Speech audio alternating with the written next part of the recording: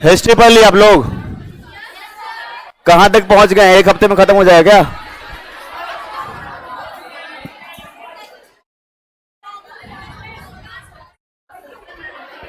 Live है। बंगाल विभाजन 45, भारत छोड़ो आंदोलन हो गया। एक बात एक व्यक्ति बोलते नहीं हो, सब अलग अलग। 37, 10 साल अभी और है देश आजाद होने में। लाइव हो गया क्या? जय हिंद सभी को। चलिए, तो मध्यकालीन बिहार को लगभग हम लोग एंड कर चुके हैं। एक छोटा सा टॉपिक उसमें छूटा हुआ है जो कि सूर्यवंश है ना। तो सूर्यवंश को आज कंप्लीट कर लिया जाए।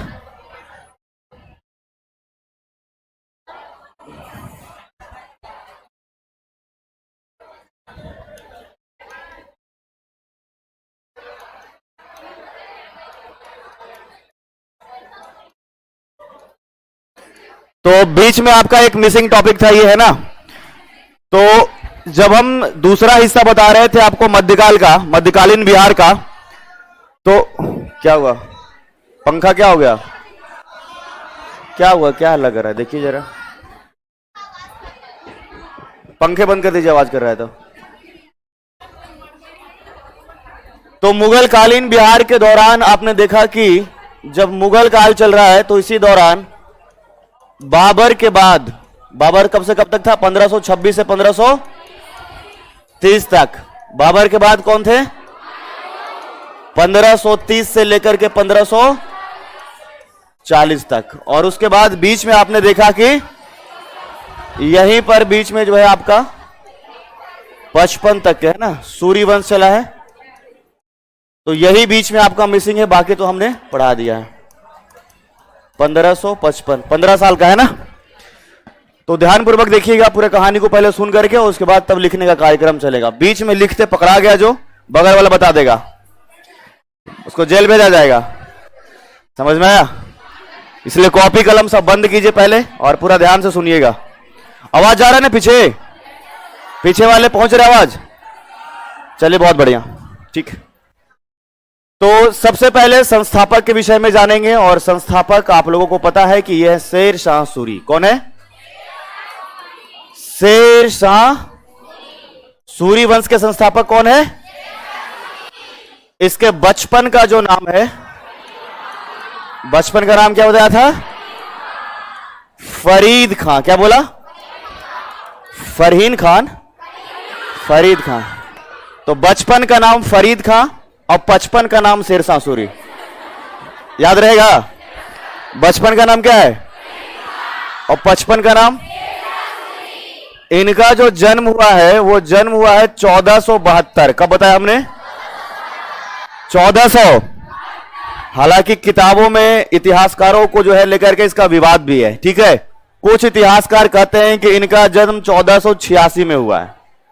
अब दो डेट मिल गया आपको, थोड़ा सा आपका कठिनाई भी बढ़ गया। लेकिन अगर मान लीजिए एग्जाम में पूछ दिया तो दोनों में से एक ही मिलेगा आपको, या तो 1472 या तो 1400। हालांकि इसमें भी लंबा गैप है, 1-2 साल आगे पीछे रहता तो मान भी लेते। चलो, अगर स्थान की बात करें तो स्थान में भी इतिहासकारों को कंफ्यूजन है। हालांकि कहा जाता है कि होशियारपुर में इसका जन्म हुआ है। होशियारपुर जो है वो पंजाब का हिस्सा, वर्तमान अगर देखा जाए तो पंजाब। कहां का बोलेंगे? कुछ इतिहासकारों का कहना है कि इनका जन्म सासाराम में ही हुआ था। बात समझ में आई? खैर, यहां भी आपको दोनों में से एक ऑप्शन ही मिलेगा। अब हम इसलिए बता भी दे रहे हैं आप लोग कि अगर ऐसा मिले। अब देखो, इसमें मेरा गलती नहीं, सब घुसिया रही है हम ही पे। दो काल बता रहे हैं, अरे दो इतिहासकार बता रहे हैं, हम क्यों नहीं बताएं? बताओ, आपका आगे गलती नहीं हो इसलिए हम पहले ही आप लोगों को आगाह कर दे रहे हैं। तो स्थान को लेकर के या तो होशियारपुर मिल सकता है या तो सासाराम। तो इनके पिताजी के विषय में कहा जाए तो पिता का नाम हसन खां। पिताजी का नाम क्या है? हसन। हाँ, तुम लोग काहे हंस रहे हो? इनके पिताजी का नाम हसन खां है, तो पिताजी का नाम क्या है? और ये जो है सासाराम के जागीरदार हैं। कहां के? सासाराम के जागीरदार। जागीरदार समझते हो? हाँ, क्या समझते हो? बताइए, आप बताइए, जागीरदार क्या होता है? जागीरदार जमींदार। सूबेदार क्या होता है? हाँ,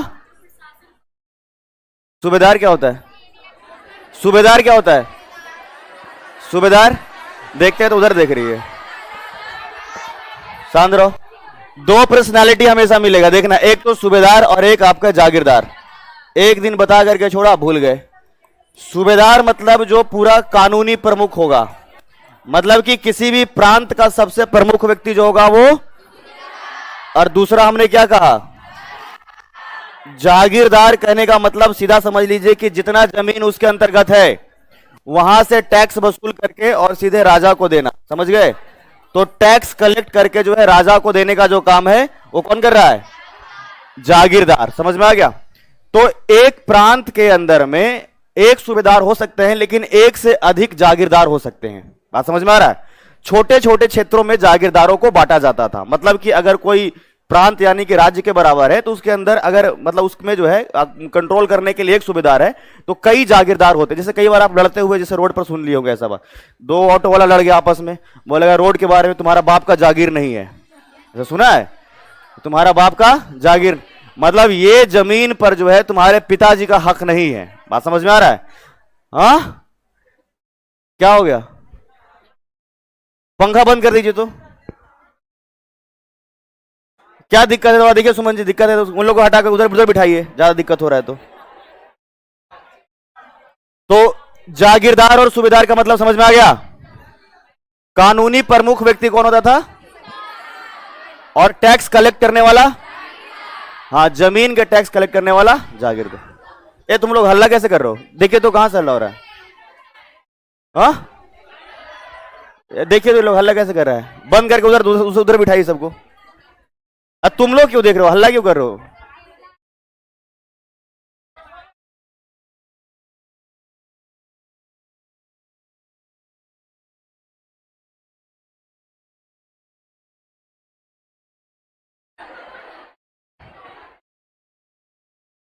पंखा बंद कर दीजिए अगर पंखा से दिक्कत है तो। अब शांत रहो, चुपचाप इधर देखो। पिताजी का नाम क्या है? कहां के जागीरदार है? सासाराम के जागीरदार। तो इनके पिताजी जो फरीद खां के हुए, हसन खां, जब चौथा विवाह किए तो चौथा विवाह से जो उनका पत्नी है उनको बहुत प्यार करते थे हसन खां, लेकिन उनकी जो, फिर हल्ला करने लगे, इनकी जो पत्नी है वो फरीद खां को बिल्कुल नहीं मानता है और इसीलिए फरीद खां को घर से निकाल दिया। मतलब फरीद खां की जो सौतेली मां हुई उसने इसको घर से ही निकाल, और ऐसे स्थिति में बहुत छोटे से उम्र में, मतलब 10-12 वर्ष के उम्र में ही जो है घर छोड़ करके जो है फरीद खां जो है जौनपुर चला गया। कहां चला गया? और जौनपुर से ही जो है इन्होंने अपना जो है वो शिक्षा जो है प्राप्त किया। कहां से किया? तो जौनपुर से जब शिक्षा प्राप्त किया तो दोबारा भी आने का कोशिश किया, फिर से जो है अपने पिताजी के आश्रय में कि कम से कम पिताजी जागीरदार है तो छोटी मोटी नौकरी हमें भी मिल ही जाएगा, लेकिन इनके माताजी दोबारा भी इनको घर से भगा दिए। समझ में आया? और ऐसी अवस्था में फिर इन्होंने क्या किया कि जो हम आपको बता रहे थे कि जौनपुर के साथ में बिहार के कुछ हिस्से जो नुहानियों के अंतर्गत शामिल था। बात समझ में आ रहा है? इस समय हम बता रहे हैं कि लोधी वंश भी चल रहा है और लोधी वंश के शासन काल में जौनपुर के साथ पश्चिमी बिहार के जो हिस्से हैं वो आपके नुहानियों के शासन के अंतर्गत था। और इस समय अगर देखा जाए तो नुहानी वंश के जो शासक है वो बहार खां नुहानी। कौन है? तो नुहानी शासक के विषय में अगर कहा जाए तो नाम क्या बताया हमने? बहार खां नुहानी। बहार खां नुहानी।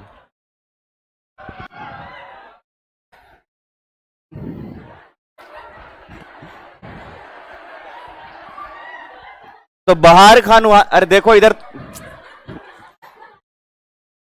आज 2-3 को सोटाएगा पीछे, देखो जो तुम लोग। बहार खान नुहानी के विषय में अगर कहा जाए तो इसका एक बेटा है जिसका नाम है जलाल खां। क्या नाम है? सब इधर देखो, पीछे जो देखेगा ना, आगे देखो इधर। बहार खां का बेटा का नाम क्या है? तो जलाल खां के लिए संरक्षक नियुक्त किया गया है और संरक्षक जो है वो आपके फरीद खां है। कौन है संरक्षक? कौन है? तो नुहानियों के दरबार में नौकरी करने चला आया अब यहां पर जो है फरीद खां।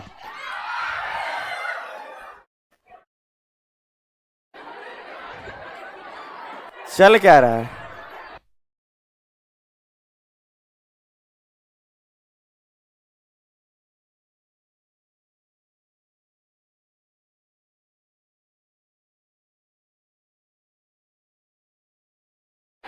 चलो, अरे कुछ नहीं, लेके भाग जाएगा थोड़ा, नहीं किसी को। इधर देखो सब जवाब, ठीक है।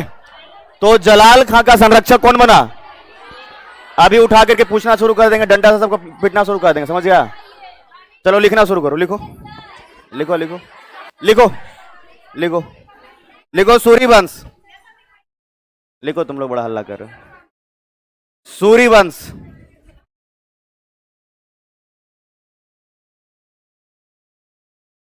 1540 से 1555। लिखिएगा पहला लाइन। इस वंश के संस्थापक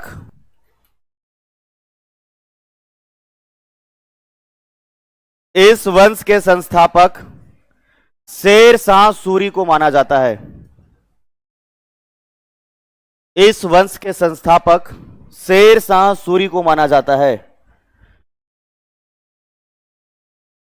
नेक्स्ट पॉइंट में लिखिएगा, शेर शाह सूरी का बचपन का नाम फरीद खां था। शेर शाह सूरी के बचपन का नाम फरीद खां था। इनका जन्म 1472 ऑब्लिक देके लिखना 1486, 1472 ऑब्लिक देकर के 1486 में होशियारपुर ब्रैकेट में पंजाब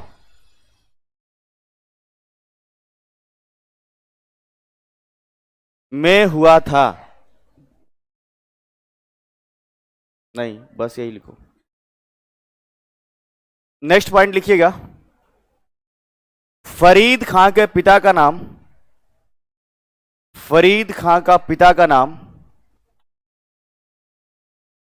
हसन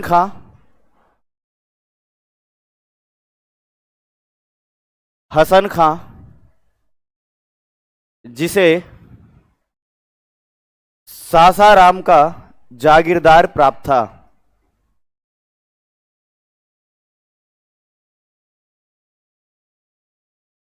सासाराम का जागीरदार प्राप्त था। नेक्स्ट पॉइंट में लिखिएगा,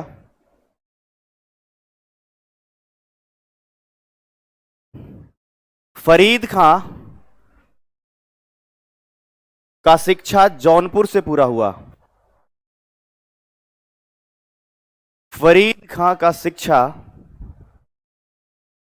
जौनपुर से पूरा हुआ। शिक्षा पूरा करने के बाद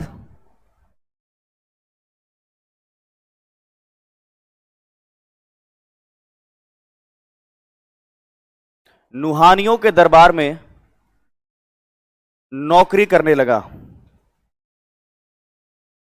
नुहानियों के दरबार में नौकरी करने लगा।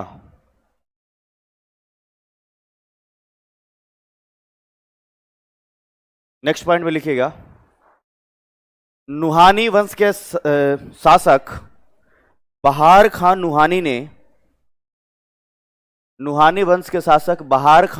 ने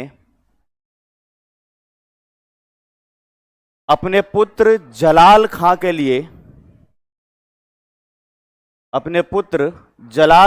लिए शेर शाह को संरक्षक नियुक्त किया।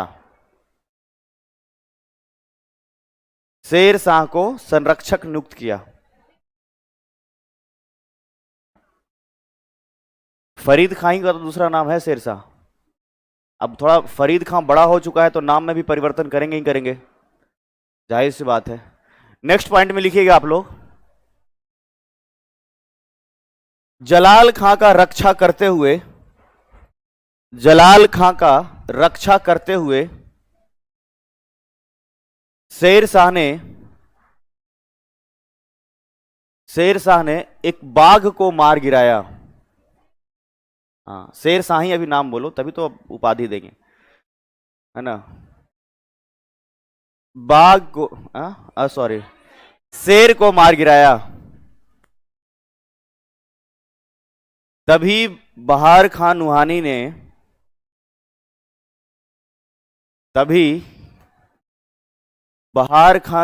ने इन्हें शेर खां की उपाधि दी। शेर खां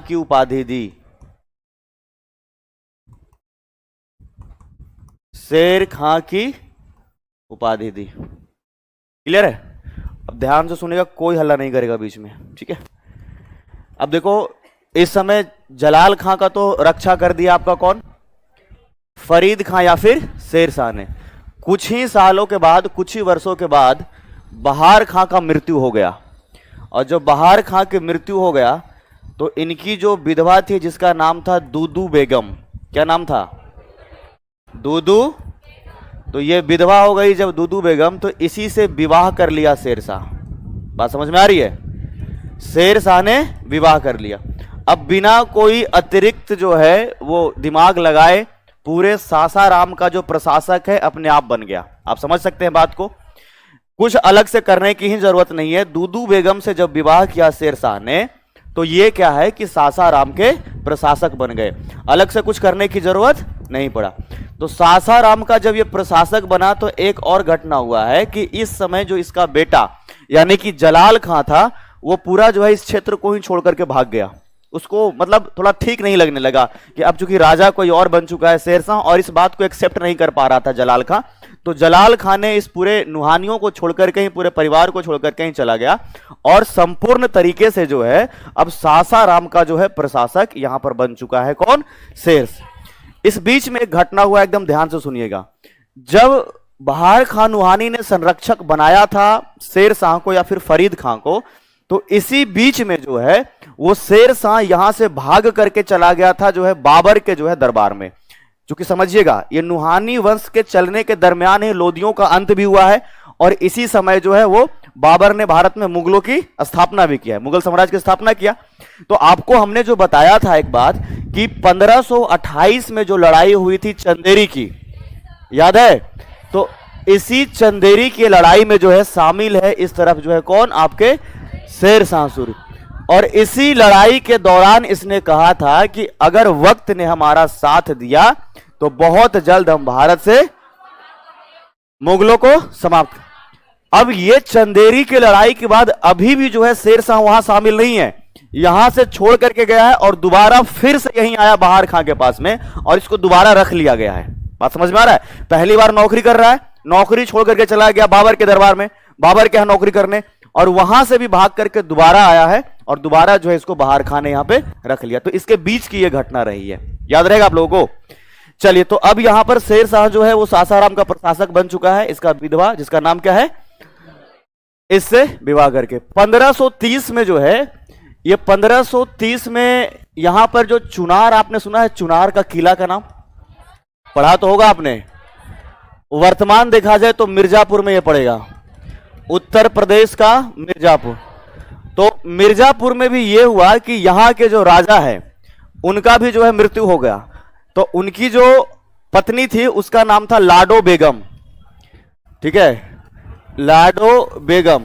तो यहां भी जो है चुनार का जो राजा है, चुनार के राजा, उसका मृत्यु हुआ। तो उसका विधवा कौन है? अब इससे भी विवाह कर लिया शेर शाह। इसके पास दूसरा कॉन्सेप्ट है जी। तो ये राजा तो सोच रहा, ये तो सोच रहा होगा कि कहां के कोई राजा मरे क्या वहां पहुंचे, लड़ करके जीतने का इसका कोई कॉन्सेप्ट नहीं है। ये जा करके वहां के जो लाडो बेगम है उसी से विवाह कर लिया शेर शाह। और अब जाहिर सी बात है चूंकि यहां विवाह कर लिया है तो चुनार का किला जो है इस पर भी अब अधिकार हो गया है, किसका? शेर शाह का। अब देखिए समय धीरे धीरे बढ़ते चला गया। 1530 हुआ, एक दो वर्ष अब जब आगे हुआ 1532 एक लड़ाई हुआ है, दोहरिया की लड़ाई, आपने याद किया है, हिस्ट्री में पढ़ा है। उसमें उसमें एक तरफ इसके विरुद्ध में हुमायूं की सेना है, इसने जो है महमूद लोदी की सेना को जो है मदद किया था, मतलब जो अफगानी है उसका मदद किया, हालांकि जीता नहीं था। तो आगे चल करके क्या होता है कि हुमायूं जो है इस चुनार के किला को जीतने के लिए आता है, हुमायूं जो है इस चुनार के किला को जीतने के लिए आता है, लेकिन यहां पर जीत नहीं पाता है और दोनों के बीच में संधि हो जाता है। एक तरफ शेरशाह सूरी और एक तरफ हुमायूं, दोनों के बीच में संधि। चूंकि उसकी भी दिलचस्पी थी हुमायूं का भी कि चुनार का जो किला है लाल बलुआ पत्थर से एकदम बना हुआ मजबूत किला, एकदम शानदार दिखने में, तो जाहिर सी बात है कोई भी राजा चाहेगा कि हमारे साम्राज्य में ही शामिल हो, ठीक है। तो इसको जीत नहीं पाया हुमायूं भी, दोनों के बीच में जो है एक संधि हुआ और संधि के बाद जो है चीजें वैसे ही चलती जा रही थी। अब क्या है कि इसी समय अगर बात किया जाए तो यहां केंद्र में बैठा हुआ है हुमायूं। आप सभी को पता होगा कि 1532 की बात करें, 30 की बात करें तो हुमायूं रहेगा 1530 से लेकर के 40 तक। और इसी समय हुमायूं का नजर पूरा था बंगाल के ऊपर कि हमको जीतना है बंगाल। तो यहां आप देख रहे हैं बंगाल, इसके बाद ये बिहार और इसके बाद ये उत्तर प्रदेश का क्षेत्र, तब यहां आपका दिल्ली। तो ध्यान से समझिएगा, पूरा नजर था कि बंगाल को जीता जाए। इस समय बिहार के दक्षिणी क्षेत्र में, बिहार के दक्षिण में जो सासाराम का क्षेत्र है, यहां का शासक बना हुआ है शेरशाह सूरी। बात समझ में आ रही है? अब इस बात को हुमायूं भी समझता था कि यह शेरशाह सूरी कभी जो है हमारे पिताजी के दरबार में नौकरी करता था। चंदेरी की लड़ाई में जो है आपने देखा कि साथ दे रहा है मुगलों का, और अब जो है इस सासाराम का जो है यहां पर शासक बन चुका है। तो कहीं ना कहीं जो है आंख में तो खटकेगा ही ना। जैसे कैसे क्या होता है, जैसे गांव में अगर मान लीजिए किसी के पास बहुत जमीन है, किसी और को खेती करने के लिए दे दिया, अगर वो अपना घर ज्यादा ऊंचा बना लेगा, जिसका खेत वो कहेगा कि हमारे यहाँ खेती करता है, हमसे ऊंचा घर कैसे बना लिया। बात समझ में आ रहा है कि नहीं? तो मतलब कोई आवश्यकता के बिना एक जो है एक फ्लोर हमारा घर और ऊंचा रहेगा, आवश्यकता कुछ नहीं है लेकिन ऊंचा अधिक रहेगा। तो हुमायूं को कहीं ना कहीं ये बात खटक रहा था कि ये तो हमारे पिताजी के यहां नौकरी करता था और अब जाकर के यहां का शासक बन गया। तो लगातार दोनों के बीच में नोक झोंक चलते रहता था। तो इसी बीच में क्या हुआ कि जब यहां का शासक है तो शेर शाह ने एक प्रस्ताव दिया था कि अगर 10 लाख हमें दोगे तो हम बिहार को छोड़ करके, मतलब ये इसकी दिलचस्पी भी है बंगाल को जीतने में, इधर शेर शाह को भी और यहां हुमायूं को भी, दोनों को है। तो इस समय शेर शाह क्या कह रहा है हुमायूं को कि अगर आप मुझे 10 लाख रुपए दोगे तो हम इस बिहार को छोड़ करके और बंगाल चले जाएंगे। बात समझ में आ रहा है? मतलब बंगाल को लेकर के जो कसमकस चल रहा था उसमें क्या कहा कि 10 लाख दो, हम इस बिहार को ही छोड़ करके बंगाल चले जाते हैं। बात को नहीं माना। यह प्रश्न जो है 3 वर्ष पहले अभी बीपीएससी में पूछा गया है, किसके द्वारा यह कथन कहा गया था कि 10 लाख रुपए का डिमांड रखा गया, किसके द्वारा? शेर शाह सूरी के द्वारा। किससे मांगा गया? हुमायूं से मांगा। हुमायूं ने दिया इसको? नहीं दिया। तो जिसके हाथ में जो है वैसे ही रहेगा, मतलब अभी लड़ाई होने वाला है। तो अभी जो है क्या कि हुमायूं अब कोशिश करेगा लगातार कि हम बंगाल को जीते और जीत करके इसको मुगल साम्राज्य में शामिल करें। अब इसीलिए इन लोगों के बीच में जबरदस्त लड़ाई होगा। पहला लड़ाई जो है 26 जून 1539, 26 जून 1500, और यह लड़ाई हुआ है चौसा में। कहां हुआ है? तो वर्तमान बिहार का बक्सर जिला, और दोनों के बीच में जबरदस्त जंग, और इस जंग में जो है शेर शाह सूरी का जीत हुआ। किसका जीत हुआ? तो एक तरफ शेर शाह और एक तरफ कौन है? जीता कौन? शेर शाह सूरी का जो है वो जीत हुआ। लेकिन अभी भी जो है वो हुमायूं जो है वो मुगल साम्राज्य को छोड़ करके कहीं नहीं गया है। हारने का मतलब ऐसा नहीं हुआ कि अब वो राजा नहीं है, अभी वो राजा है। ठीक 1 साल के बाद एक और जंग होगा दोनों के बीच में, मई के महीने में 1540 में, और यह लड़ाई होगा कन्नौज में। कहां होगा? कन्नौज को ही बिलग्राम कहते हैं। क्या कहते हैं? कन्नौज की लड़ाई को ही कौन से नाम से जाना जाता है? और दोनों के बीच में एक और जबरदस्त जंग। अब यह लड़ाई जो हुआ एकदम ध्यान से समझिएगा, हुमायूं जब बंगाल पर आक्रमण करके और अपनी सेना को लेकर के वापस लौट रहा है, तो यही उत्तर प्रदेश के क्षेत्र में जो कन्नौज है, इसी कन्नौज में पहले से जो है इंतजार कर रहा है शेर शाह सूरी का पूरा सेना। हालांकि शेर शाह के पास केवल 15,000 सेना, जबकि अगर हुमायूं के पास कहा जाए तो 40,000 से भी अधिक सेना था। लेकिन वो सेना जो लौट करके आ रहा है, पहले से लड़ाई है ना, लड़ करके आ रहा है, तो थका हारा है, और जब वापसी में, जब वापस रिटर्न हो रहा है और देखा सामने सेना लोगों को, तो इतना में जो है जो आपका हुमायूं का सेना है वो लड़ने से भी इनकार कर दिया। वो कहीं नहीं रहा है कि हम लड़ेंगे। समझ में आ रहा है? जैसे मान लीजिए क्रिकेट के दीवाने खूब दिन भर क्रिकेट खेले और शाम को वापसी में लौट रहे हैं और बगल में जो है इंतजार कर रहा है बगल के गांव वाला, बगल के टीम वाला कि हम लोग से मैच खेलो, बार बार चिढ़ा रहा है कि दम है तो अभी खेल लो। हाँ, तो ये तो जोश जुनून कहीं रहा है आपका, लेकिन पूरा दिन जब आप खेल करके वापस लौट रहे हैं, भूखे प्यासे भी हैं, तो वही खेलने के लिए गया दोबारा ये। समझ में आया? और 40,000 की सेना को जो है मात्र 15,000 की सेना जो शेर शाह सूरी का था वो इस समय जो है इस कनौज की लड़ाई में, इस बिलग्राम की लड़ाई में हरा दिया। और इसमें फिर से जो है वो शेर शाह की जीत हुई। किसकी जीत हुई? तो शेर शाह सूरी की जब जीत होती है तो ऐसा भी नहीं है कि राजा वापस घर जा रहा है। अब कह रहा है कि राजा को घर जाने नहीं देंगे। हुमायूं जो है उसको खदेड़ना शुरू कर दिया और हुमायूं यहां कन्नौज से भाग करके आगरा गया। कहां गया? अब शेर शाह सूरी अपना फौज को भेजे जा रहा है कि जाओ देख लो कहां जा रहा है। ठीक है, 3 महीने तक आगरा में जो है वो कसमकस चलते रहा। एक तरफ बारिश, जब बरसात शुरू होता है जब, तो उसमें क्या है कि सेना को भागने में बड़ा दिक्कत होता है। घोड़ा तो जैसे अगर चलेगा मान लीजिए तो इसके लिए थोड़ा ना, अभी जैसा पक्का रोड बना हुआ है उसमें भी दिक्कत है, कहां से निकल रहा है, बरसात खूब है, पानी खूब है, तो दिक्कत होगा। 3 महीना आगरा में इंतजार किया और आगरा में इंतजार के बाद फिर से शेर शाह सूरी का सेना जब घेरना शुरू किया तो हुमायूं को लगा कि अब देश में रहना उचित नहीं है। बात समझ में आया? और देश को छोड़ करके अब जा रहा है और ये सीमावर्ती हिस्से में, ठीक है, जो आपका पाकिस्तान के साथ जो आपका लगा हुआ हिस्सा है वहां जाकर के अपना शरण ले लिया। तो वो क्षेत्र वैसे भी ये पूरा साम्राज्य में शामिल था भी नहीं, काफी दूर था। तो इसीलिए इस समय हुमायूं ने जो है समझ लीजिए देश को ही छोड़ करके और शरण ले लिया है दूसरे राजा के पास में। और इसी प्रकार से 1540 ईस्वी में शेर शाह सूरी के द्वारा जो है बिहार ही नहीं केवल पूरे भारत में जो है सूरी वंश की स्थापना की गई। तो ये कहानी समझ में आया सबको?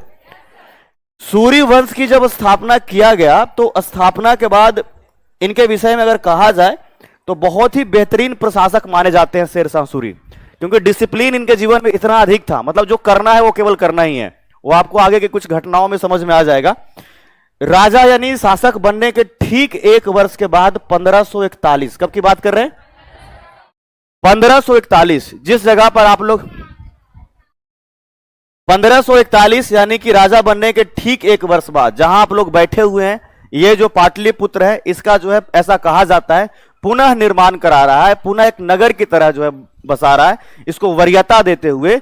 और इसी पटना को जो है उसने राजधानी भी बना दिया। राजधानी कहां है? तो जाहिर सी बात है कि जहां राजधानी होगा वहीं सबसे अधिक जो है वो वहां पर डेवलपमेंट होगा। होगा कि नहीं होगा? तो पहले अगर बात किया जाए तो जो मुगल शासक है राजधानी या तो आगरा है, दिल्ली है, मतलब वो लोग रही रहे दिल्ली में, तो उसी के आसपास में ज्यादा जो है आपका डेवलपमेंट होगा। तो 1541 में पटना को इसने राजधानी बनाया है। इवन की कई बार प्रश्न ऐसा भी पूछा जाता है कि पटना नगर को बसाने वाला कौन है? तो पटना नगर अगर नाम आ जाए तो इसमें नाम याद रखिएगा, शेर शाह। तो जब एंसेंट हिस्ट्री पढ़ा रहे थे तो उस समय कुछ बच्चे जो है वो पर्चे में लिख करके दिए थे कि सर शेर शाह सूरी ने बसा। जब पाटलिपुत्र कहा जाए तब आपका उदयन का नाम आ रहा था। बात समझ में आ रहा है?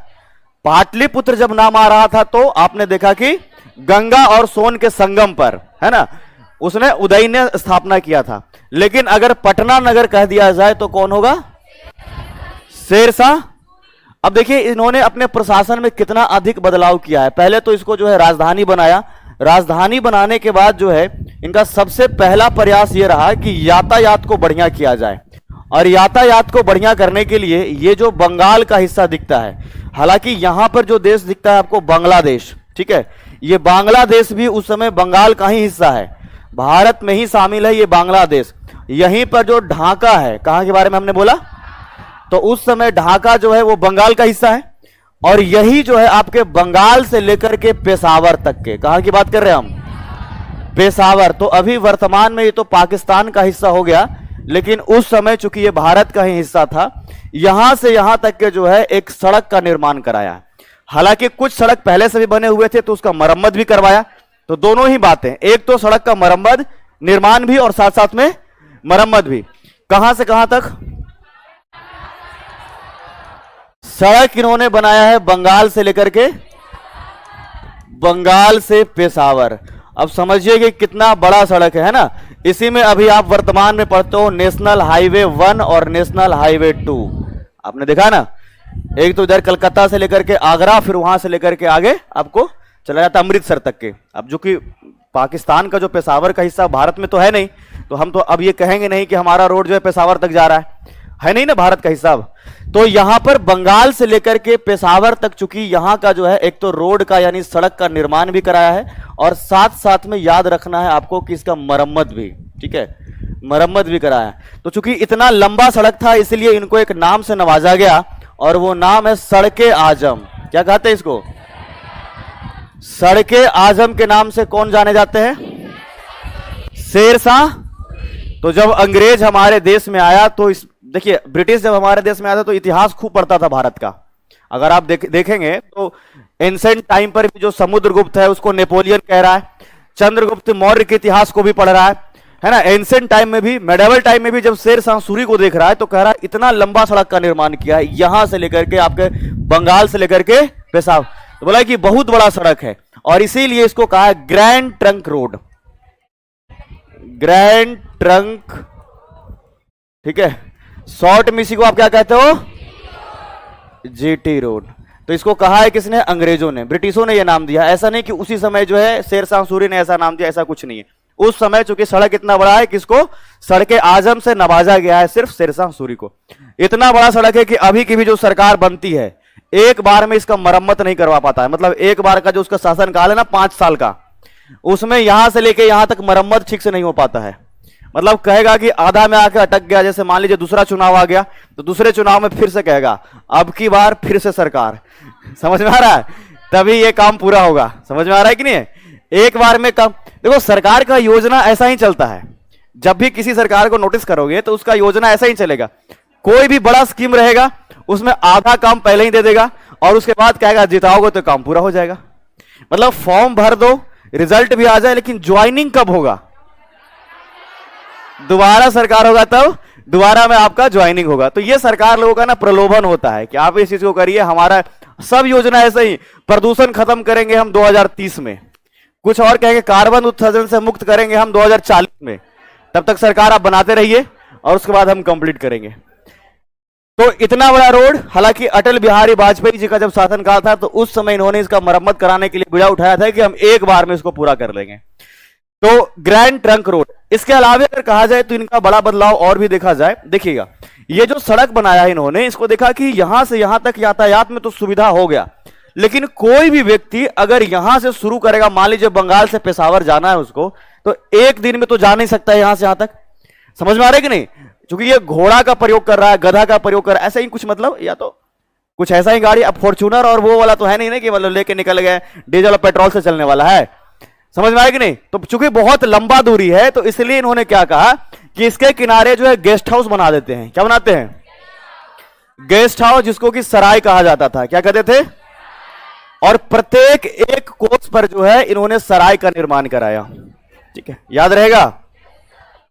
प्रत्येक एक कोस, एक कोस मतलब होता है 3 किलोमीटर। कितना किलोमीटर? प्रत्येक एक कोस पर सराय का निर्माण। सराय मतलब गेस्ट हाउस, जहां अगर जा रहा है कोई भी यहां से यातायात में कोई भी व्यक्ति तो वो आराम भी कर सकता।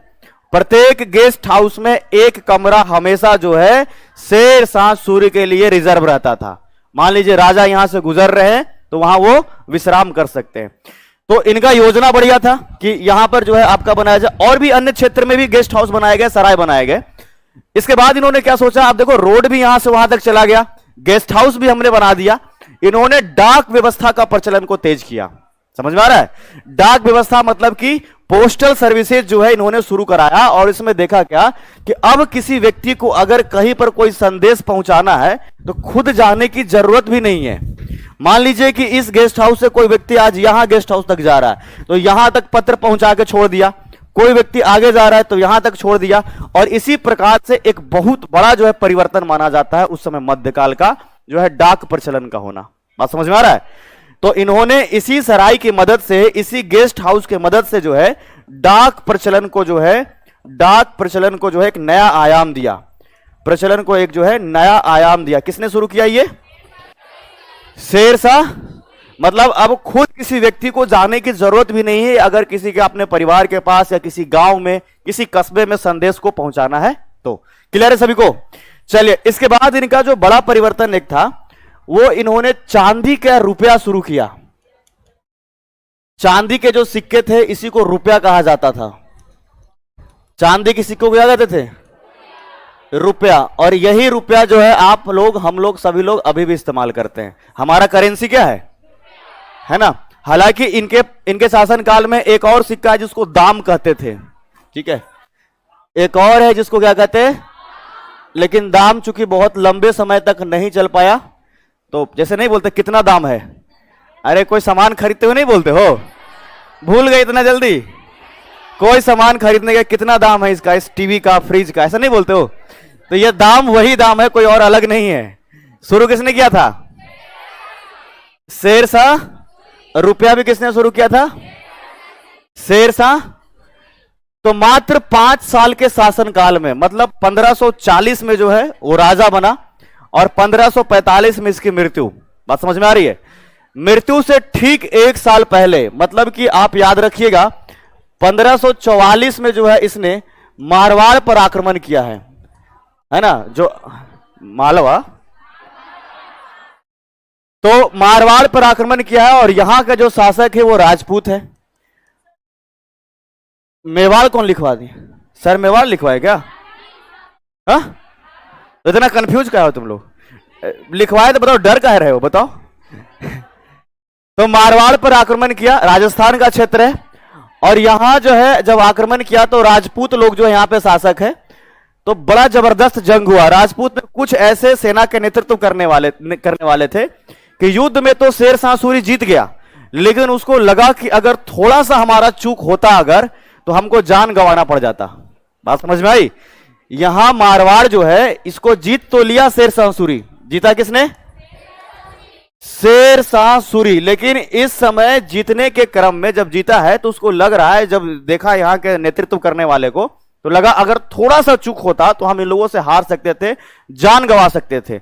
और इसीलिए शेरशाह क्या कह रहा है इस समय कि मुट्ठी भर बाजरे के लिए आज हम अपना सारा साम्राज्य खो देते। अरे मारवाड़ जो है बहुत बड़ा, इसका जो साम्राज्य विस्तार नहीं था। बात समझ में आ रही है? इसका साम्राज्य विस्तार बहुत अधिक नहीं था। अब सोचिए, इस बात का कल्पना करिए कि अगर छोटे से प्रदेश के लिए, मान लीजिए छोटा सा साम्राज्य है और यहां लड़ने के लिए गए हैं, और इसी को लड़ने में अगर आप हार गए तो आपको तो पूरा भारत गंवाना पड़ सकता है, क्योंकि सूर्य वंश केवल बिहार में थोड़े है, ये तो पूरे भारत में विस्तार है, बीच में तो कोई मुगल शासक है नहीं। तो इस समय इसीलिए इन्होंने मारवाड़ जीतने के क्रम में इस बात को कह रहा है क्या कि मुट्ठी भर बाजरे के लिए, क्या बोला हमने? मुट्ठी भर बाजरे के लिए पूरा साम्राज्य आज हमको गंवाना पड़ सकता है। तो एक तो यह पूछिए कि जीतने कहां गया है, समय क्या है, बोलने के पीछे का लॉजिक क्या है, समझ में आया? तो इसीलिए हम कहते हैं रटने पर थोड़ा कम ध्यान दीजिए और थोड़ा फोकस करिए कि कहानी में परिवर्तन कहां हो रहा है। परिवर्तन जब आप समझ जाइएगा तो आपको रटने की जरूरत ही नहीं पड़ेगा। कारण क्या हमने बताया कि मारवाड़ का शासन जो है वो बहुत छोटे से प्रदेश में फैला हुआ था। मतलब मान लीजिए कि आपके पास लाखों रुपए हैं और किसी से 15 और 20 रुपए उधार जो है वापसी के लिए आपको तलवार निकालना पड़ जाए, तो समझ में आ रहा है कि नहीं?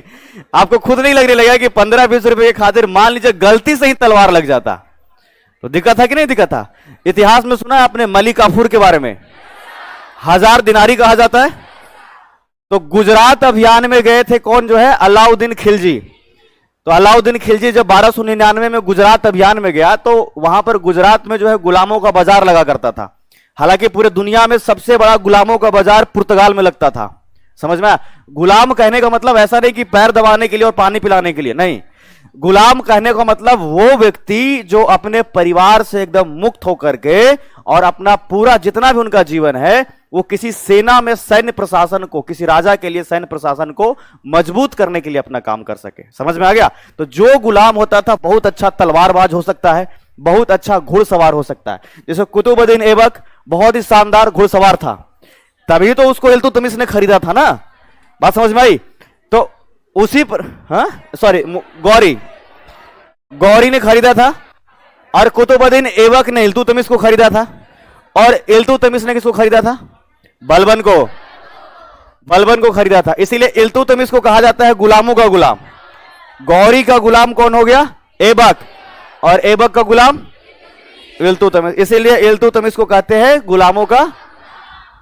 तो जब मलिक काफूर को खरीदने गया तो सामान्य तौर पर उस समय क्या होता था कि एक गुलाम का कीमत 50 से लेकर के 100 दिनार लगभग, समझ में आया कितना? 50 से लेकर, तो मतलब 50 दिनार या 100 दिनार का है मतलब 100 सोने का सिक्का। दिनार मतलब सीधा एकदम माइंड में सेट रखो, सोने का सिक्का। तो सबका कीमत 50 दिनार है, 100 दिनार है। और मलिक काफूर के बारे में पूछा था, बोला 1000 दिनार का ये, तो बहुत ज्यादा नहीं है। मतलब सब जगह ट्यूशन का फी रहे कुछ ऐसा, और एक जगह एकदम लाखों लाख पार कर दे, तो नहीं लगा कि इसमें क्या है भाई, समझ में आ रहा है कि नहीं? तो इसमें क्या हुआ कि बताया गया इनका खूबी कि ये जो है पूरे विश्व का सर्वश्रेष्ठ एकदम जो है तलवारबाज है। तो अब सोचिए कि खरीदने भी जो गया है वो अलाउद्दीन खिलजी का जो है वो सेनापति है, और किसी सेनापति के सामने इस बात को कहना कि ये बहुत अच्छा तलवारबाज है, कहीं ना कहीं उसका निंदा करने के बराबर है कि नहीं है? मतलब विराट कोहली के सामने कहा जाए सामने वाले कि हम बहुत अच्छे बैट्समैन हैं, विराट कोहली अंदर मन में नहीं करने लग जाएंगे, आ जाओ भिड़ी लिया जाए फिर एक बार सामने मैदान में। और इसी समय जो है, जो आपके ये मलिक काफूर जो है उससे भिड़ाया गया एक को, मात्र 2 मिनट के अंदर में उसको निपटा दिया। जब चेक किया गया मलिक काफूर को तो 2 मिनट में जो है अपने विपक्षी को निपटा दिया। बोला कि हाँ ये तो बड़ा काबिल है, और तभी उसको 1000 दिनार में उस समय खरीदा गया था, तभी तो नाम पड़ा ना 1000 दिनारी, ऐसा तो नहीं पड़ता। चलिए यहां देखिए हम लोग, तो बहुत छोटे से साम्राज्य को चूंकि जीते हैं, हालांकि जीतने में बहुत डर है, इसीलिए जो है इसको किसने क्या कहा, मुट्ठी भर बाजरे के लिए जो है हम अपना सारा साम्राज्य खो देते। एक साल के बाद 1545 और मध्य प्रदेश का कालिंजर, कहां के बारे में बता रहे हैं हम, कालिंजर, और कालिंजर का किला जीतने पहुंच गया है कौन आपके, शेरशाह।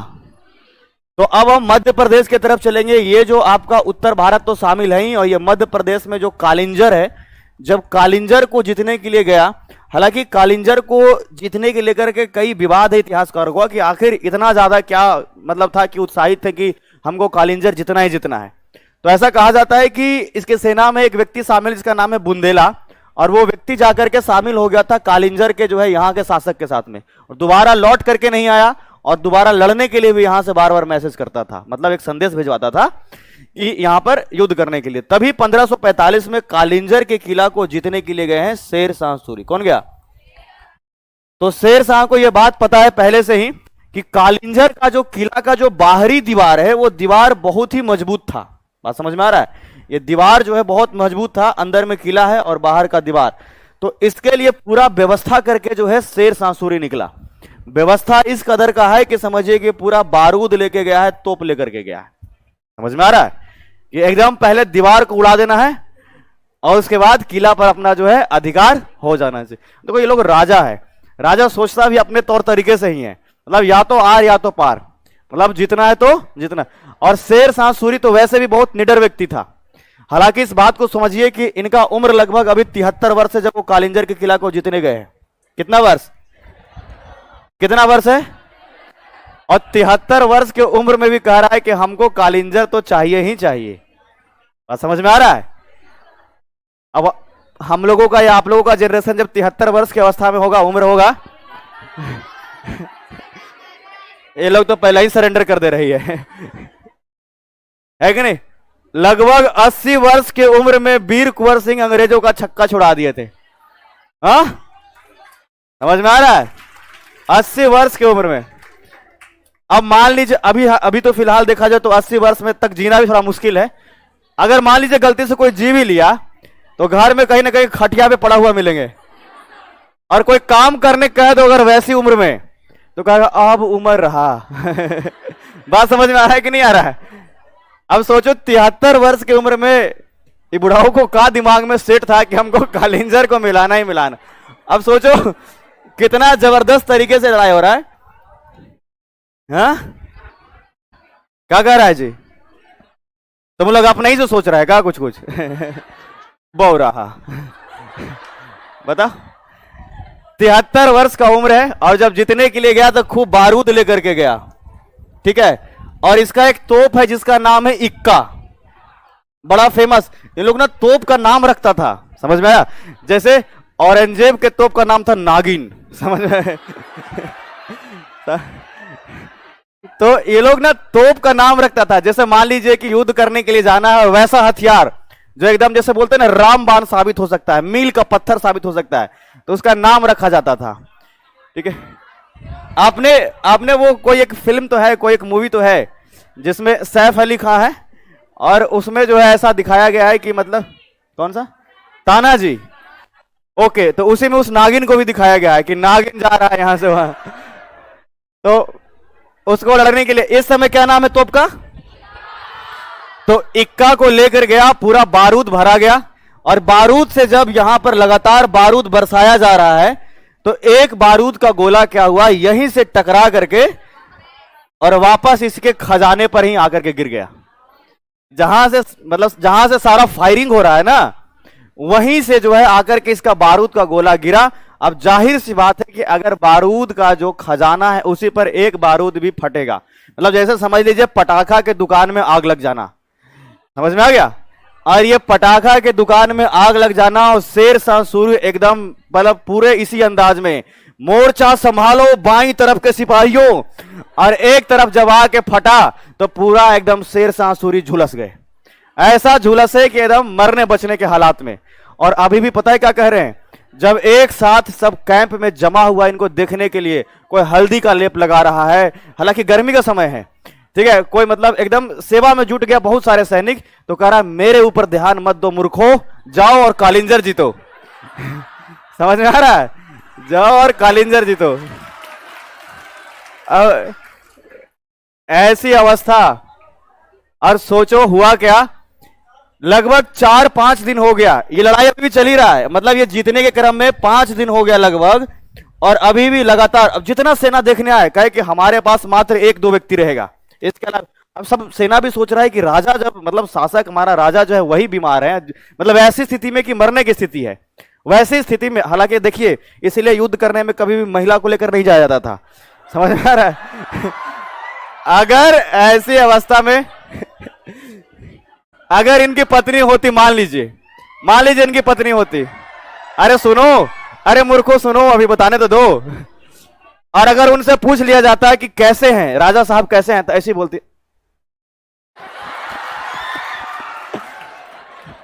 अब तो खाइयो नहीं पा रहे हैं। मतलब एकदम मरने की हालात में। इसलिए कभी भी कोई बीमार रहे, महिलाओं को कभी भी हॉस्पिटल में मत भेजो। मतलब अगर कोई बीमार व्यक्ति है उसके विषय में तुम पूछ लोगे 2 मिनट, तो उसके बाद लगे कि अभी अभी एकदम मरने ही वाले हैं वो। इसलिए महिलाओं को नहीं रखा जाता था। और इस समय क्या कह रहे हैं ये, मतलब शासक क्या कह रहे हैं, बार बार जब देखने आ रहा है तो जाओ और जाकर के कालिंजर जीतो। ठीक ऐसा ही हुआ। चौथे 5वें दिन जब हुआ तो कालिंजर पर फाइनली जो है फतेह हासिल कर लिया गया। समझ में आया? कालिंजर जीता गया। जीत करके आकर के राजा साहब को सुनाया भी गया। राजा साहब खूब जो है एकदम दर्द में है, मुस्कुरा रहे हैं, उस दर्द में भी, दर्द में मुस्कुराते हुए अगले दिन ही निपट गए। कालिंजर तो जीत लिए, लेकिन यमराज से, तो कालिंजर जीतने के बाद दोबारा जब वो अपने जिंदगी से ही हार गए तो कालिंजर का क्या करना बताओ। लेकिन राजा लोग का ऐसा ही जीत होता था, पूरा एंसेंट टाइम पर और मेडाइवल टाइम पर आपने यही देखा। क्योंकि इस समय समझिए कि वो बाबा शामिल नहीं है जो ये कहने वाले हैं क्या लेके आए थे, क्या लेके जाओगे।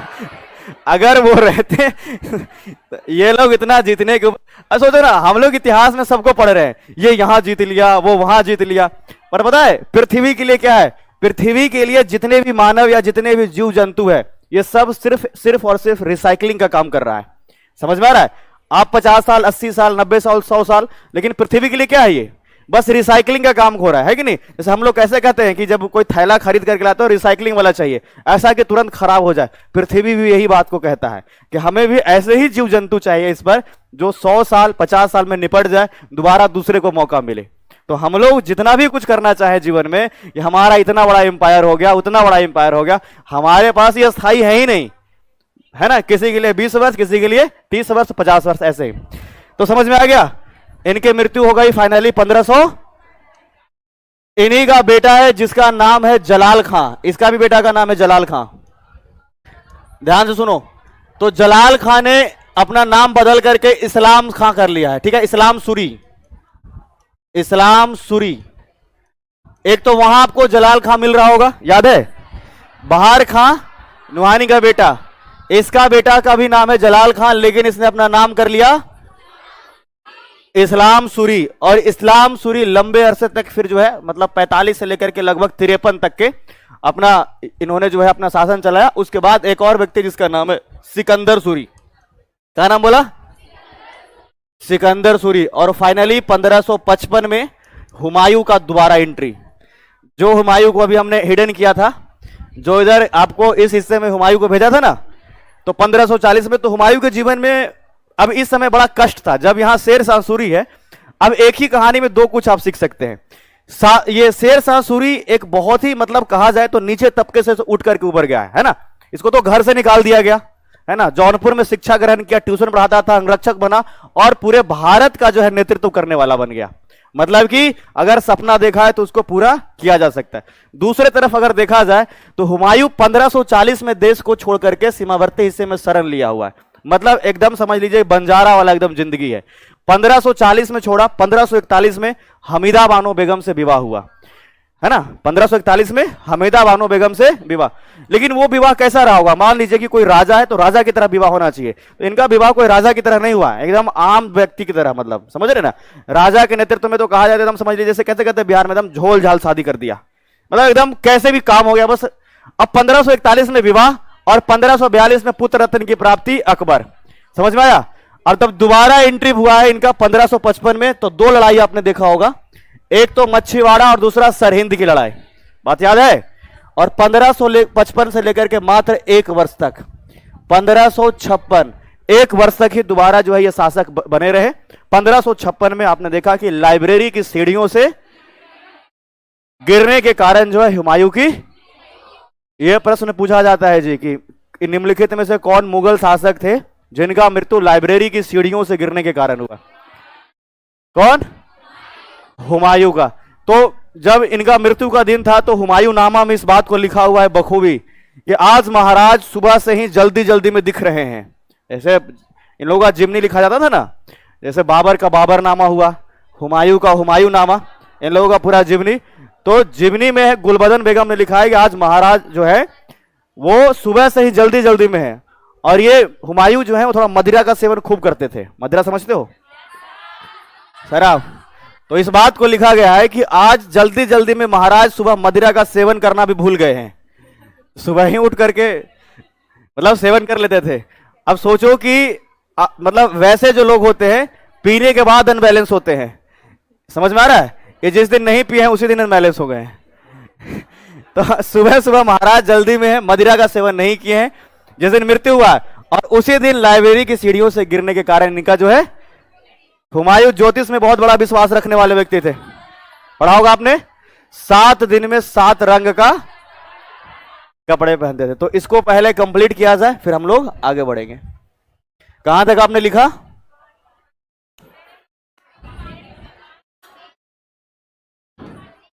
शेर खान की उपाधि। चलिए आगे लिखिएगा।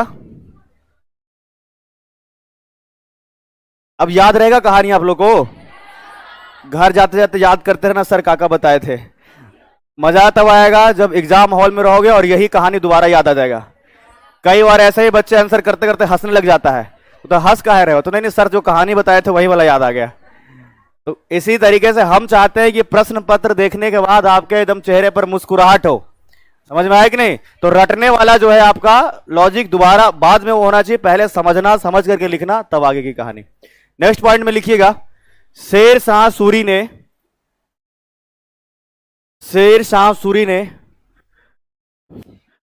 1528 में हुए चंदेरी की लड़ाई में 1528 में हुए चंदेरी की लड़ाई में मुगलों की सेना में शामिल था।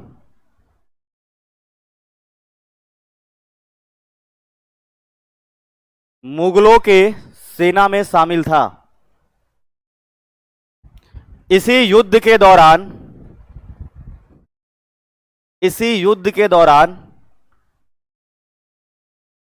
शेर शाह सूरी ने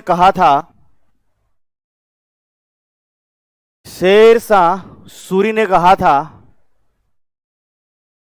कि अगर वक्त ने हमारा साथ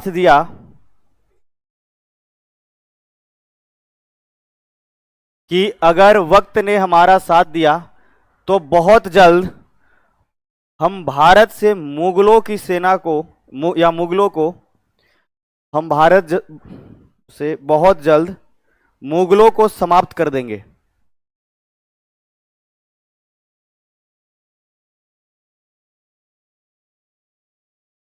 बहुत जल्द हम मुगलों को समाप्त कर देंगे। नेक्स्ट पॉइंट लिखिएगा, बहार खान नुहानी, इसके साथ ब्रैकेट में लिखिए मोहम्मद शाह। इसने मोहम्मद शाह की भी उपाधि ली है, हो सकता है कहीं पर आपको नाम दूसरा मिल जाए। बहार खान नुहानी, ब्रैकेट में क्या लिखा, मोहम्मद शाह के मृत्यु के बाद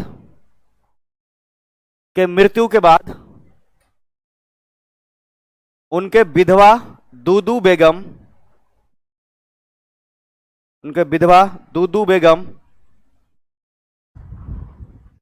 से शेर शाह सूरी ने विवाह कर लिया।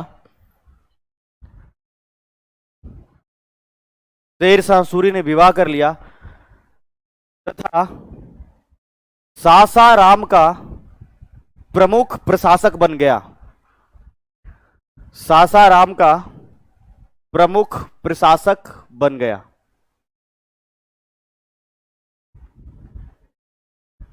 सासाराम का प्रमुख प्रशासक बन गया। लिख लिए। नेक्स्ट पॉइंट में लिखिएगा, 1530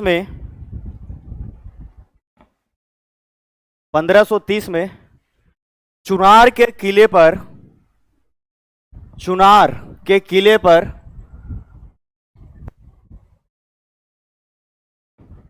शेर शाह सूरी ने अधिकार कर लिया। शेर शाह सूरी ने अधिकार कर लिया। नेक्स्ट पॉइंट, 1532 में हुए दोहरिया के युद्ध में 1532 में हुए दोहरिया, पहले तो पढ़ा होगा जी, दोहरिया के युद्ध में शेर शाह सूरी महमूद लोदी, ब्रैकेट में लिखिएगा अफगानी, महमूद लोदी ब्रैकेट में लिखिएगा अफगानी के सेना में शामिल था।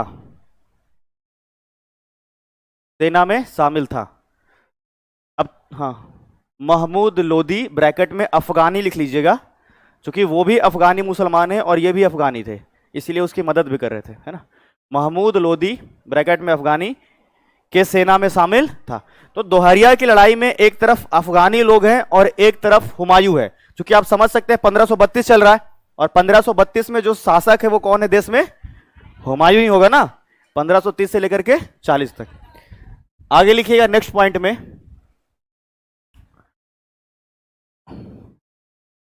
जब हुमायूं ने चुनार के किले पर आक्रमण किया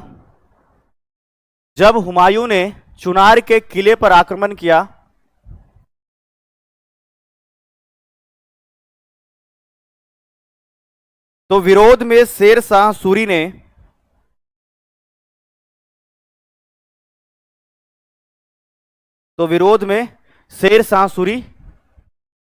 अपनी पूरी ताकत लगा दी।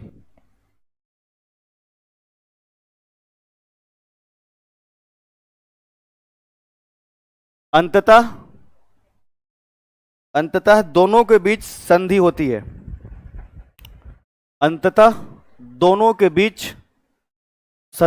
है।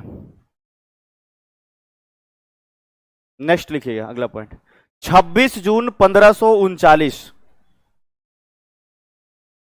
26 एक सेकंड लिख लिया क्या? काटो, एक लाइन और छूटा हुआ है। 1534 का एक घटना आप लोगों को लिखना है, ठीक है। लिखिएगा 1534 में शेर शाह सूरी ने 1534 में शेर शाह सूरी ने सूरजगढ़ा में, सूरजगढ़ा के समय आप ब्रैकेट में लिखिएगा वर्तमान मुंगेर, है ना। 1534 में, है ना, सूरजगढ़ा में शेर शाह सूरी ने बंगाल की संपूर्ण सेना को हराया था। बंगाल की संपूर्ण सेना को हराया था।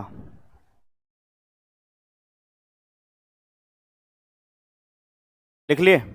चलिए अब लिखिएगा नेक्स्ट पॉइंट में 26 जून 1539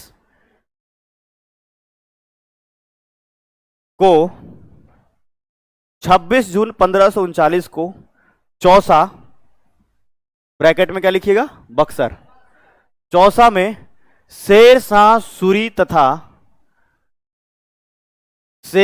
सूरी तथा हुमायूं के सेना के बीच युद्ध हुआ। हुमायूं के सेना के बीच युद्ध हुआ जिसमें शेर शाह सूरी की विजय हुई। शेर शाह सूरी की विजय हुई। एक पॉइंट लिखिएगा नेक्स्ट, है ना। ओके, ठीक है लिखो, शेर शाह सूरी की। नेक्स्ट पॉइंट में लिखिएगा शेर शाह ने हजरत ए आला की उपाधि भी धारण किया। शेर शाह ने हजरत ए आला, हजरत ए आला का उपाधि भी धारण किया। तुम लोग बताओ तो दिल्ली सल्तनत में कौन सुल्तान था? अरे दिल्ली सल्तनत में कौन सुल्तान था जिसने रैयत ए आला की उपाधि धारण किया था? हाँ, सैयद वंश का शासक बताओ। खिज्र खान ने रैयत ए आला, है ना, उसने कहा था कि हम सुल्तान जैसा उपाधि धारण नहीं करेंगे, बहुत बड़ा उपाधि होता है, मतलब, है ना, इसलिए उसने रैयत ए आला लिख लिया। आगे लिखिएगा 1540 में, 1540 में कन्नौज, ब्रैकेट में लिखना है बिलग्राम, कन्नौज ब्रैकेट में बिलग्राम के युद्ध में शेर शाह सूरी पुनः हुमायूं से विजय हासिल किया।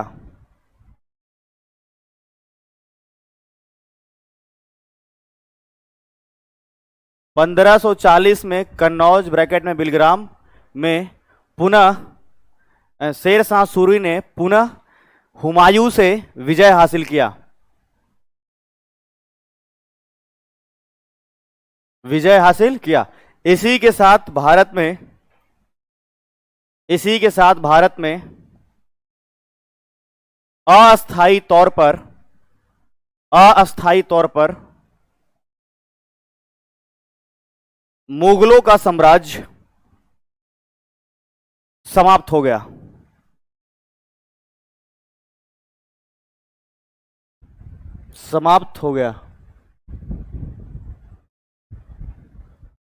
नेक्स्ट पॉइंट में लिखिएगा 1541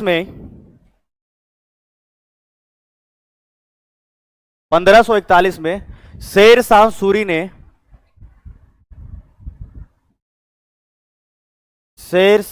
ने पटना का पुनः निर्माण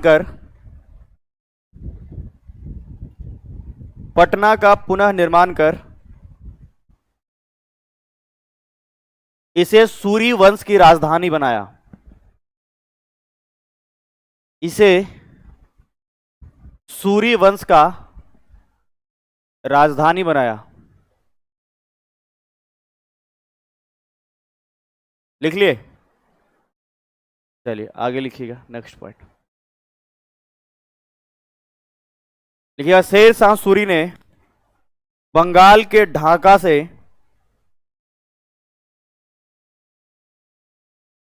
बंगाल के ढाका से, उस समय बंगाल में ही शामिल है ढाका, समझ में?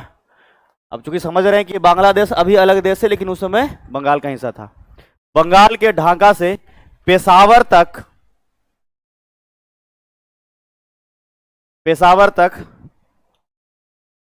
सड़कों का मरम्मत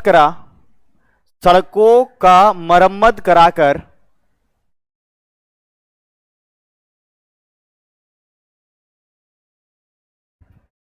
भारत के सबसे लंबे सड़क का निर्माण कराया। भारत का सबसे लंबे सड़क का निर्माण कराया।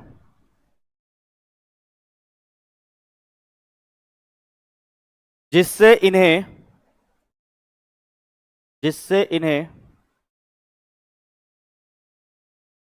सड़के आजम की उपाधि प्राप्त हुई। सड़के आजम की उपाधि प्राप्त हुई। नेक्स्ट पॉइंट लिखिएगा। इनके शासनकाल में भू राजस्व 1/3 1/3 था। हाँ, 1/3 1/3 इनके शासनकाल में भू राजस्व कितना था?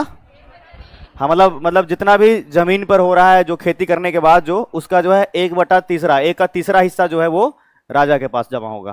ठीक है, नेक्स्ट पॉइंट लिखिएगा। अंग्रेजों ने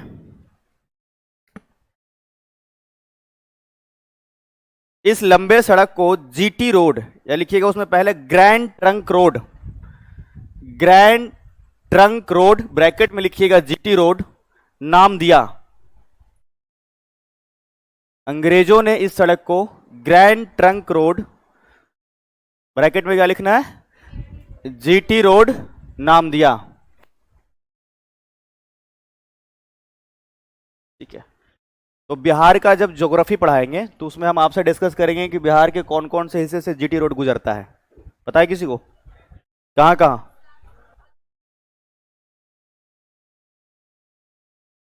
औरंगाबाद, ठीक है, गया का हिस्सा भी, औरंगाबाद का हिस्सा भी, और आपके सासाराम का भी। नहीं याद है आप लोग? पता नहीं ये चीजें?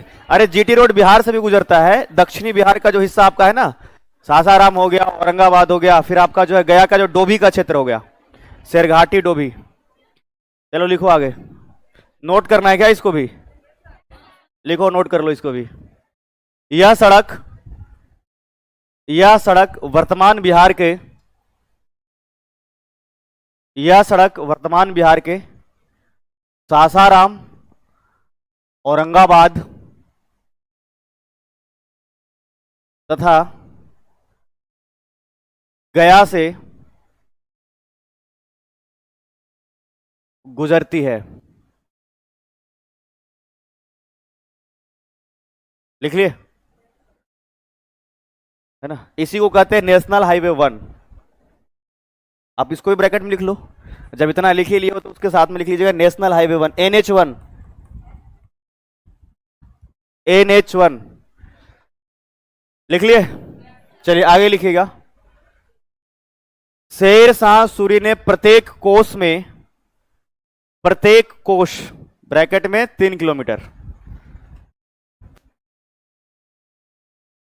प्रत्येक कोष में एक सराय का निर्माण कराया। सराय के साथ ब्रैकेट में गेस्ट हाउस या अतिथि गृह। प्रत्येक एक कोष पर सराय का निर्माण कराया। ठीक है, इन्हीं सरायों के मदद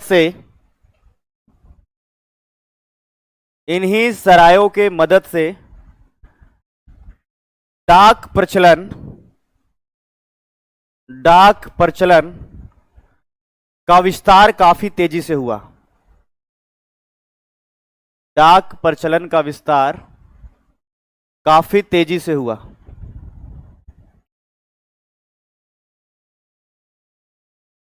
लिखते हुए तुम लोग कितने प्यारे लगते हो। लगता है कि एकदम कोई गलती ही नहीं किए हम, है ना? तो मतलब ऐसा ही होता है कई बार, जैसे आप बचपन में ज्यादा बदमाशी कर रहे होंगे तो आपके पिताजी आपको नानी घर भेज दिए, है ना, वहां जाके मामा के नाक में दम कर दिया। तो इसीलिए हम समझ गए कि लिखवाना ज्यादा जरूरी है। आगे लिखिए। शेर शाह सूरी ने, अब ये हर एक लाइन के आगे तो ये मिलेगा ही आपको। शेर शाह सूरी ने चांदी के सिक्के चलवाए, चांदी के सिक्के चलवाए जिसे रुपया कहा गया। रुपया, जिसे रुपया कहा गया। इनके शासनकाल में एक और दूसरा सिक्का जिसे दाम कहा जाता था, एक और दूसरा सिक्का जिसे दाम कहा जाता था, है ना। तो इसीलिए बिहार के लोग थोड़ा इस बात को ज्यादा बोलते हैं, कितना दाम, ऐसा करके, है ना, क्योंकि वो लंबे समय से एक हैबिचुअल हो चुके हैं जो हमारे पूर्वज लोग इस्तेमाल करते थे, और इसी कारण से हम भी इस बात को कहते हैं। नेक्स्ट पॉइंट में लिखिएगा। ऑनलाइन वाले कहते हैं कि हम लोग भी बहुत प्यारे हैं सर। लिखो आगे। 1544 में, 1544 में मारवाड़ जीतने के क्रम में, मारवाड़ जीतने के क्रम में शेर शाह सूरी ने कहा, शेर शाह सूरी ने कहा कि मुट्ठी भर बाजरे के लिए, मुट्ठी भर बाजरे के लिए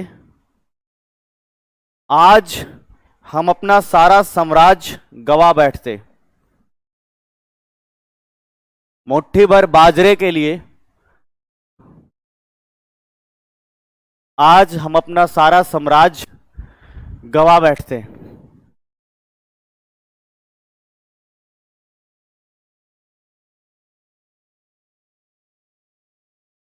लिख लिए? चलिए आगे लिखिएगा। Next point. 1545 में शेर शाह सूरी का कालिंजर अभियान हुआ। शेर शाह सूरी का कालिंजर अभियान हुआ।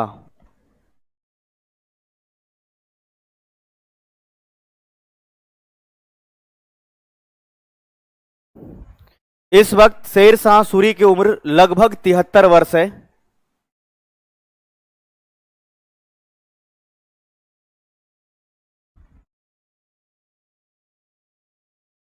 परंतु इनकी इच्छा शक्ति ने, तो किताब है तो किताब की तरह ही लिखवाएंगे, परंतु इनकी इच्छा शक्ति ने पूरे सेना के साथ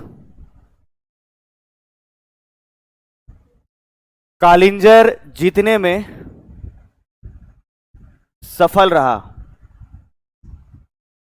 कालिंजर जीतने में,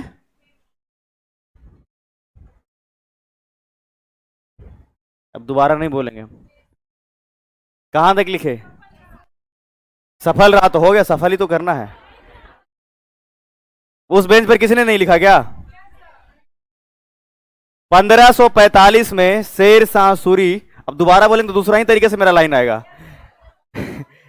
73 वर्ष के उम्र में, ठीक है, कालिंजर के किला जीता। बस इतना ही लिखना है। लिख लिए? अरे सेना तो वैसे भी शामिल रहेगा ही इसके साथ, अकेले थोड़े ना जीत लेगा। हाँ इसमें लिखिएगा, इसी क्रम में इनकी मृत्यु हो गई।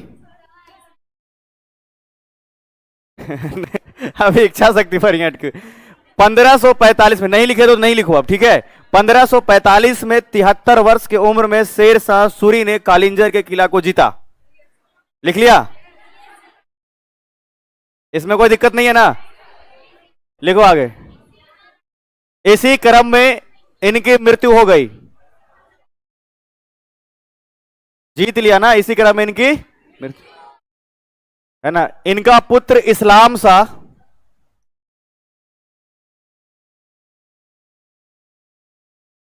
इनका पुत्र इस्लाम शाह राजगद्दी प्राप्त किया? इस्लाम शाह सूरी पूरा नाम है। इस्लाम साहब ने बोला, लिख लो पूरा नाम, इस्लाम शाह सूरी ने। अब तुम्हारा मन ही है तो लिख लो, इसमें कोई अलग नाम, अलग व्यक्ति नहीं हो जाएगा। इस्लाम शाह राजगद्दी प्राप्त किया 1553। 1553 में इस्लाम शाह के मृत्यु के बाद, इस्लाम शाह के मृत्यु के बाद सिकंदर सूरी शासक बना। सिकंदर सूरी शासक बना।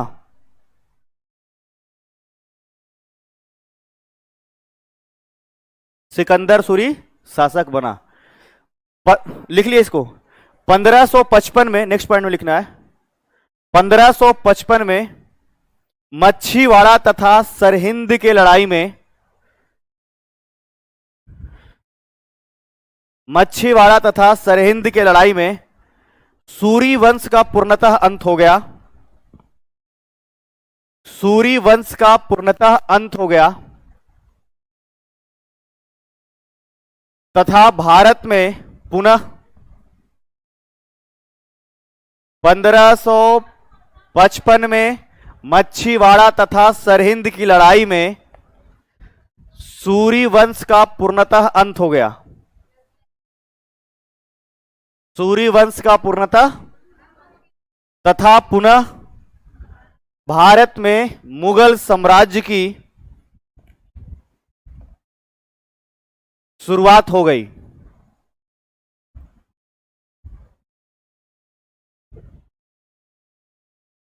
लिख लिए? एक छोटा सा टॉपिक बता रहे हैं, ध्यान से सुनना। अब आज कंप्लीट हो जाएगा, अभी है टाइम। सिख संप्रदाय और बिहार, एकदम छोटा सा है। सिख, अरे 5 मिनट लगेगा, ध्यान से सुनो। इतना लग रहा है कि एकदम मर जाओगे 5 मिनट में, चक्कर आ रहा है लग रहा है एकदम। सिख संप्रदाय और, चले जाओ घर, हम कहां मना कर रहे हैं। परीक्षा में आएगा तो फिर उसके बाद मत बोलना हमको। हमारा क्या है, हम कुछ नहीं, हमारा जाएगा। एग्जाम होगा, एग्जाम के बाद एक यूट्यूब पर थंबनेल लगवाएंगे, जो पढ़ाया वही आया, और इधर से ही कट पेस्ट करेंगे और उधर दिखाएंगे। समझ में आया कि नहीं आया? सिखों के 9वें गुरु नाम क्या है? 9वें गुरु जिनका नाम क्या है? तेग बहादुर। तेग बहादुर, इनका घर जो था आपका पटना में था। कहां था? पटना में। और इन्हीं का पुत्र है, तेग बहादुर का पुत्र है जो सिखों के 10वें गुरु, सिखों के 10वें गुरु, गुरु गोविंद सिंह। क्या नाम है? गुरु गोविंद सिंह का जन्म जो है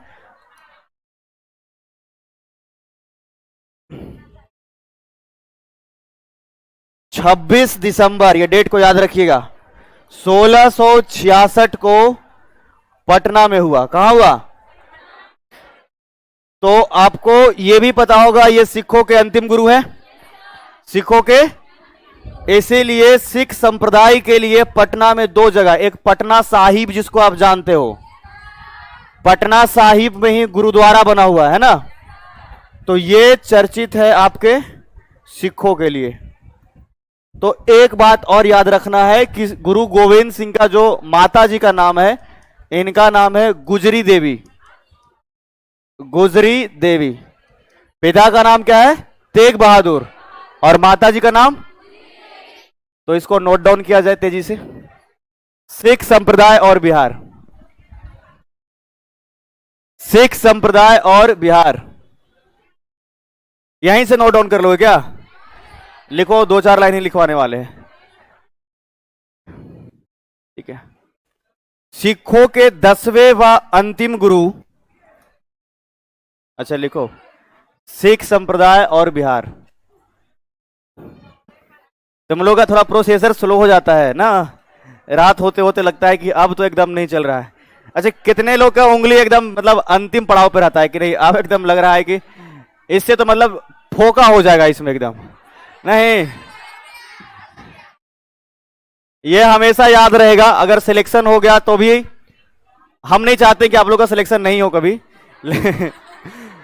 तो सिलेक्शन हो जाएगा तो बहुत अधिक याद रहेगा। लिखिएगा, सिखों के 10वें व अंतिम गुरु।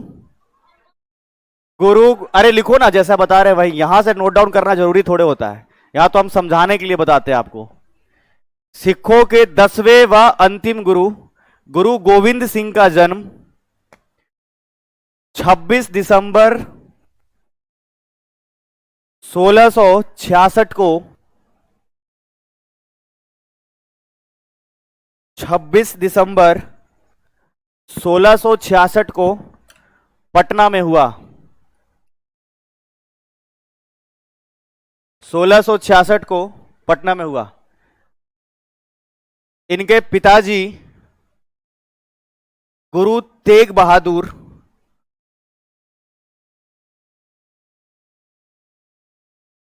तथा माता का नाम गुजरी देवी।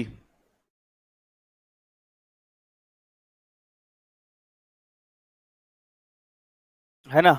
नेक्स्ट पॉइंट गुजरी देवी था। अगले पॉइंट में लिखिएगा कि सिखों के लिए, अरे लिखो जल्दी जल्दी, अब 4 लाइन और अलग से नहीं तो बनाएंगे, सोच लो। अगर हंसा तो 4 लाइन एक्स्ट्रा लिखवाएंगे फिर। देखो ऐसा थोड़े कि हम लिखवा नहीं सकते हैं, मतलब अगर सोचो कि हम 5 घंटा लगातार पढ़ा सकते हैं तो लिखवा भी सकते हैं, तो 5 घंटा पढ़ाएंगे तो 15 घंटा लिखवा सकते हैं लगातार।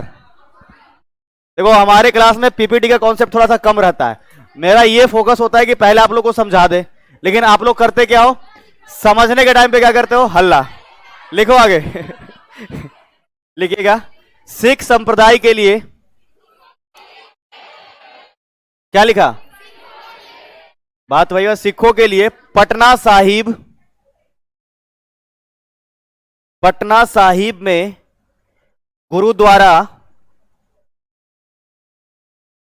गुरुद्वारा एक प्रमुख तीर्थ स्थल है। एक प्रमुख तीर्थ स्थल है। चलिए आप लोगों को अब छुट्टी दिया जाए, ठीक है, आप लोग को बख्शा जाता है। हालांकि 4 लाइन और लिखवाते, लेकिन अब अगला दिन अगला क्लास में आज आप लोगों को बख्शा जाता है। अब इस समय 8 बज गए क्या, चलिए ठीक है, कल क्लास हो, कल छुट्टी है, मेरा छुट्टी है, ओके ठीक है, हम सर से बातचीत कर लेंगे।